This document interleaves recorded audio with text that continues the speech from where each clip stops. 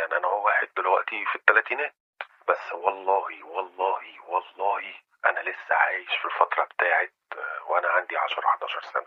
والموضوع مش ان انا رافض فكرة اني اكبر او مش عايز اكبر، بس المشكلة ان في حاجات وقعت وسقطت في النص انا ما عشتهاش.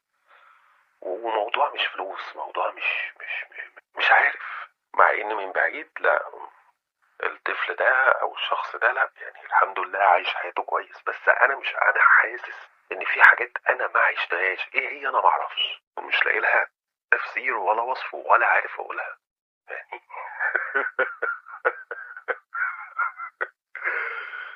بس يعني اكيد في كتير زيي وحاسين بيا اكيد. مهما حصل، ومهما كانت حياتك مش ميسرة، ومهما كان حظك في الدنيا قليل، خليك دايما راضي. خلي حياتك مبنية على الجملة اللي قالها سيدنا عمر رضي الله عنه لما قال: ستمضي أقدارك على كل حال، فاجعلها تمضي وأنت راض عنها، فلربما ثواب رضاك يرضيك. الحياة الحياة عايزة ميزان، دايما توزنها عشان تختار الصح. لو طوعت عقلك بس هتنشف وتجف وتموت، ولو طوعت قلبك تبقى عبيط.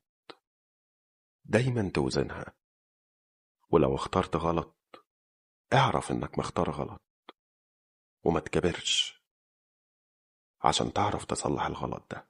هي كده كده صعبة، الشغل صعب، التعامل مع الناس صعب، انك تعمل فلوس وتتجوز وتعمل بيت وحياة حلوة صعب، ان انت كل يوم تنزل تروح الشغل برضه صعب.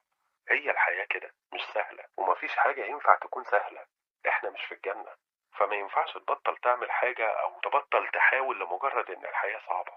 فيا تفضل تحاول تحاول لغاية اخر نفس، عشان وانت بتطلع اخر نفس تقول انا الحمد لله قدرت اعمل اللي اقدر اعمله. يا اما تفضل قاعد مصعبة على نفسك، وبرضه وانت بتطلع اخر نفس هتقول يا ريتني كنت عملت. فبراحتك. الحل الوحيد عشان تقدر تكمل هو انك تعفو عن نفسك. لازم تستوعب ان مفيش حاجة بايدك. مهما تعبت وسعيت وحاولت انك تخلي كل حاجة مظبوطة، والله مفيش حاجة هتمشي صح غير لما ربك يأذن.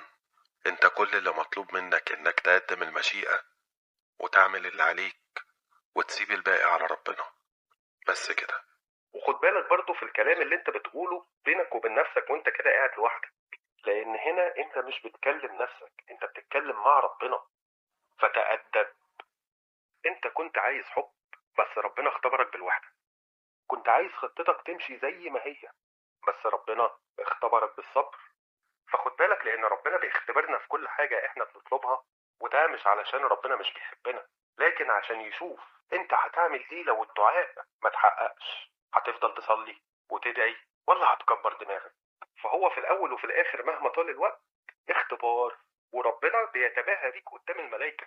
تخيل انت يا عبد، ربنا بيتباهى بيك قدام الملائكة، يقول لهم اهو عبد منعت عنه وما حققتلهوش اللي هو عايزه، وبرضه بيحمدني ويشكرني.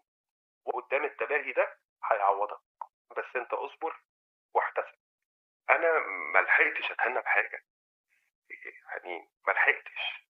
انا فجأة اتحطيت في اللي انا فيه، ومطلوب مني ان اعافر واقاوم واكمل واكون قد المسؤولية يعني. بس يعني اكيد ربنا مش هيحط حاجة فوق طاقتي. الحمد لله. الحمد لله.